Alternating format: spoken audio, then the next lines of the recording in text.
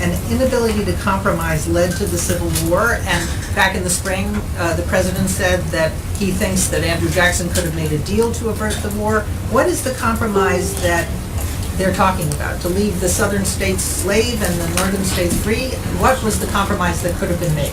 I don't know that I'm going to get into debating the Civil War, but I do know that many historians, including Shelby Foote in Ken Burns' famous Civil War documentary, agree that a failure to compromise was a cause of the Civil War. There are a lot of historians that think that, and there are a lot of different versions of those compromises. I'm not going to get up here and relitigate the Civil War, but there's certainly, I think, some historical documentation that many people, and there's pretty strong consensus, people from the left, the right, the north, and the south, that believe that if some of the individuals engaged had been willing to come to some compromises on different things, then it may not have occurred.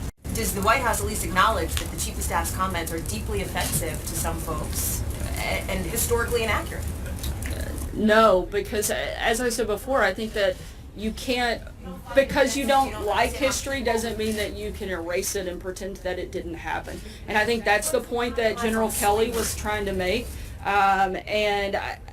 To try to create something and push a narrative that simply doesn't exist is just frankly outrageous and absurd. I think the fact that we keep trying to drive, the media continues to want to make this and push that this is some sort of a racially charged and divided White House. Frankly, the only people I see stoking political racism right now are the people in the groups that are running ads like the one you saw take place in Virginia earlier this week. That's the type of thing that I think really is a problem, and I think it is absurd and disgraceful to keep trying to make comments and take them out of context and mean something they simply don't.